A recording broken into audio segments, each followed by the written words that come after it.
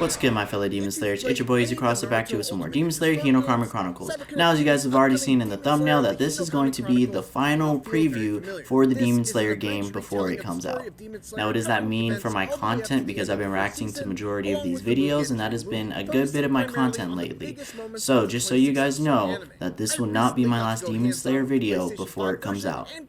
Now, if you guys are new to the channel, make sure to hit that subscribe button, because one, it would help me out a lot, and it would help you out a lot to be able to see my videos much more easier. Now, with that being said, let's talk about this preview and a little bit about the last video. I'm noticing that they're doing a lot more English translations over the game. It means that they're getting prepared for the game to come out on October 13th. I did mean to mention that yesterday, but I was so hyped, especially after making 3 videos, that it kind of just went over my head. Also, my biggest weakness is trying to remember watching a video in English or Japanese, because sometimes I'd be listening to some anime, I'll be watching in Japanese, but then hear it in English and be thinking and be like, did I just watch that in Japanese or English?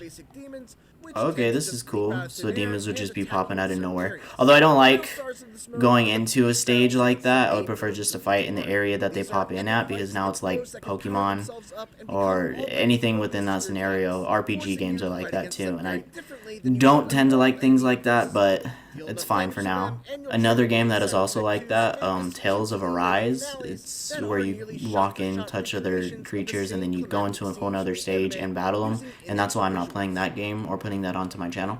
Also, don't get me wrong, I love Pokemon. Playing their games are amazing, but just for games like this where you're fighting, to me it doesn't work.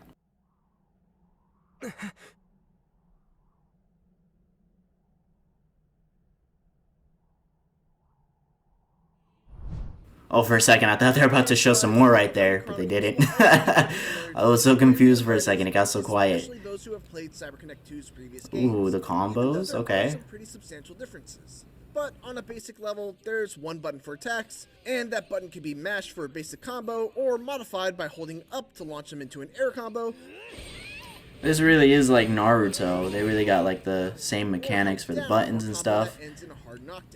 Each character has 3 special. Although I feel like this game might be a little bit harder to perform combos just because of like the bounces and stuff, and the fact that you kind of have to time it to keep them in the air, because Naruto didn't really have much of that. Not to say Naruto didn't have any hard combos, because like throwing your ninja stars into a combo string was pretty tough, but once you got it down, it was pretty simple.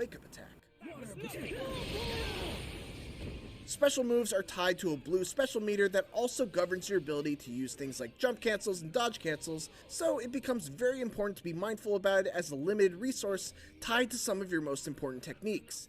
It also doesn't regenerate while dodging, but regenerates quickly if you're able to pause. There we go, there's our Chakra Charge.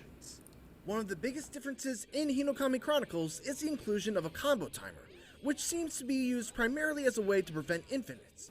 Oh, okay, so that's how we're going to be able to, like, get out of combos if they're too long. But I'm sure we're going to figure out a way to get out of that and make extended combos, especially for your competitive players out there. We'll figure it out. The combo is what determines the length of your combo meter. Certain characters, like Zenitsu for instance, have far-reaching special moves that can be... Dang, y'all better be blocking, because then it has to be quick. The combo timer will be red and be fairly short. Inosuke, on the other hand, has a special move that gets him a green combo timer, giving him a massive amount of time to deal big damage if he lands it.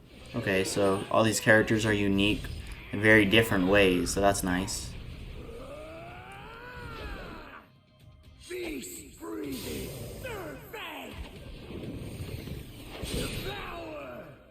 I don't know how I feel about these English voices. I've watched this anime in Japanese and in English, and I would prefer the Japanese voices 100%. Gets you a green combo timer and really lets you add on some massive damage. It's a great example of risk versus reward, and also limits that awful feeling of just being stuck in a combo for an eternity and not being able to do anything about it. I couldn't tell. I was trying to figure out if that super was going to have a damage fall off or not because of his combo, but it didn't look like it. That was a lot of damage. Offensive and defensive options. You can spend 1 bar to call your teammate in to do one of their 2 assist attacks, and you can hold the tag button down to swap them out. Though it's important to note that both characters share the same life bar. You can spend both bars to have your partner come in and scoop. That's right, 1 instead of 4. Make it to where these people actually have to think instead of just substituting out everything. On top of all of that, there are also push blocks, guard weakening strong attacks that can power through light attacks, a special power-up mode that increases... Oh yeah, I love these awakenings. Another power-up called the Surge mode. Yo, the fact that there's 2 awakenings makes this game even better. That are among some of the most impressive you'll ever see. Thunder breathing. First form. Thunderclap and flash. 6 form.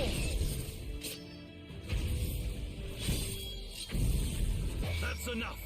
All this to say, despite the fact that Demon Slayer's combat is simple on the surface level and may initially come across as being shallow, it's easy to see that a lot of thought has been placed into some of the deeper mechanics. Overall, the Hinokami Chronicles is shaping up to be a promising start for what is almost sure to be a series of Demon Slayer games. The story mode looks to meet the same standard of quality set by Ultimate Ninja Storm and Kakarot, and the fighting mechanics are familiar, but feel thoughtfully tweaked both to match Demon Slayer's fighting style, and to improve on some of the weaker... Alright guys, if you want to see the full video, I'm going to leave it down in the description below so that you guys can watch it. But before I end this video, I got one thing I want to say real quick. I want to thank the 29 subscribers that I have right now, because even when I go to getting to like 100 subscribers, 200 subscribers, who knows how far I'll go, that you guys were here from the beginning and you guys will always have that. And also for the 3 videos that I made yesterday, one of them skyrocketed so fast, it went to 79 views in the most fastest amount of time I've ever had within 24 hours in one vid. So I want to thank you guys for watching my videos so much. I appreciate it a lot. Now, make sure you guys hit that subscribe button. Don't forget to hit the like. If you guys enjoyed my video, make sure to hit that like button, don't forget to subscribe, and don't forget to hit the post notifications so you guys can be notified on my next video. It's your boy Easy Cross Up, I'm out. Yeah.